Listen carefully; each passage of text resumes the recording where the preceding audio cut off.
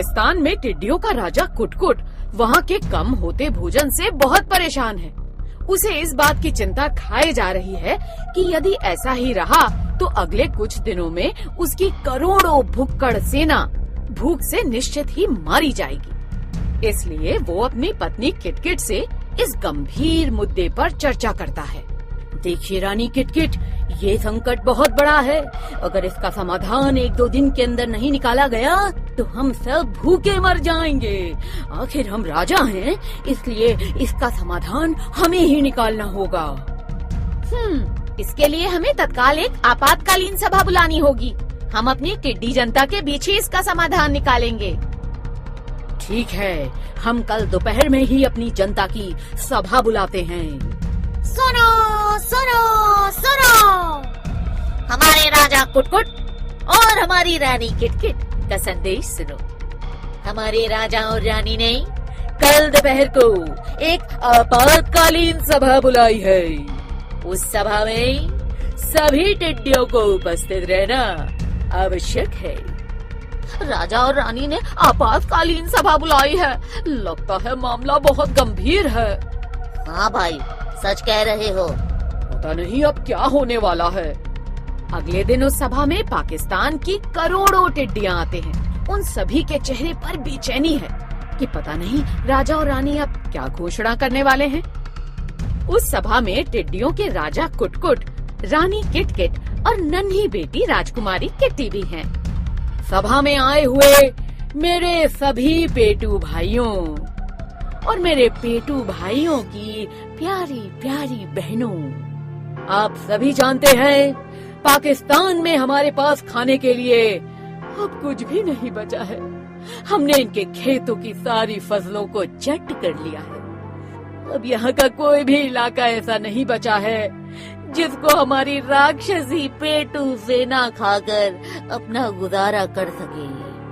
तो अब हमें क्या करना चाहिए राजा कुटकुट? आप लोग चिंता मत कीजिए।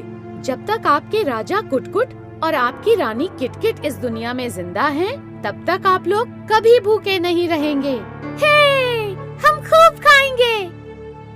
राजा कुटकुट अमर रहे, रानी किटकिट अमर रहे। अरे मूर्खों, मैं अभी जीवित हूँ।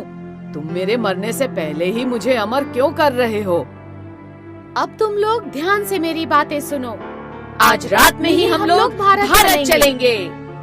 ये तो बहुत अच्छी बात है। सुना है वहाँ बहुत खाना है। अब हम भूखे नहीं मरेंगे, हम वहाँ खूब खाएंगे। भारत में हमारे खाने की कोई दिक्कत नहीं होगी। हाँ, सही कहा आप सबने। हम भारत में जाकर खूब खाएंगे क्योंकि वहाँ खाने की कोई कमी नहीं है। रानी किटकिट, हम लोगों ने सुना है कि भारत बहुत विकसित देश है। वहाँ बड़े बड़े शहर हैं। वहाँ के खेतों में भी बहुत अनाज है। आप सबने बिल्कुल सही सुना है। भारत बहुत सुंदर देश है। वहाँ कई बड़े बड़े और सुंदर सुंदर शहर है। ये, तब तो वहाँ बहुत मजा आएगा। तब तो जल्दी चलिए मम्मी, हम वहाँ खूब घूमेंगे, खूब शॉपिंग करेंगे और खूब खाएंगे भी। नहीं बेटी, अभी हम वहाँ शॉपिंग करने नहीं जा रहे हैं। अभी तो हम वहाँ अपनी पेटू सेना के लिए खाने का प्रबंध करने जा रहे हैं। तो शॉपिंग वहाँ कब करेंगे?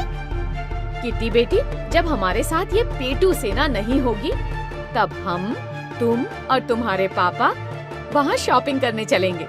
लेकिन अभी हम वहाँ केवल खाने के लिए जा रहे हैं। तो मेरे पेटू प्रजागण, हम सब आज रात को ही भारत चल रहे हैं। आप सब अपने अपने पंखों को आगे पीछे करके मजबूत कर लें, क्योंकि हमें आज की रात एक लंबी उड़ान भरनी है। इस तरह टिड्डियों का राजा कुटकुट अपनी विशाल पेटू सेना को लेकर भारत पहुंच जाता है। अरे वो देखो, आसमान में काले बादल। लगता है बारिश होगी। तुम अपने चश्मे का नंबर बदलवा लो। वो कोई बादल नहीं है, वो हमारे लिए आसमान के उड़ते राक्षस हैं। राक्षस, वे टिड्डियां हैं। टिड्डियों का दल? हे भगवान, अब हमारी फसलों का क्या होगा? इस तरह भारत पहुंचकर वे सभी टिड्डियां पहले भर पेट खाना खाते हैं। वे सभी टिड्डियां मिलकर किसानों के बड़े से बड़े खेतों को कुछ ही समय में चट कर जाते हैं। हम बर्बाद हो गए, हम बर्बाद हो गए। टिड्डियों ने हमारी सारी फसलों को खा लिया है। अब हम अपना घर कैसे चलाएंगे? मेरे खेतों में भी भैया कुछ नहीं बचा है। और इस तरह जब सभी टिड्डियों का पेट भर जाता है, तब वे रात को खेतों में आराम करने लगते हैं। लेकिन तभी राजकुमारी किट्टी को आकाश में एक तेज रोशनी दिखाई पड़ती है। मम्मी, वो देखिए, आसमान में एक तेज रोशनी। अरे हाँ, वो तो हमारी ओर ही आ रही हैं। लगता है कोई संकट आने वाला है। हाँ, ये तो सचमुच हमारी ओर बहुत तेजी से आ रही है। संकट, संकट, संकट, संकट, संकट।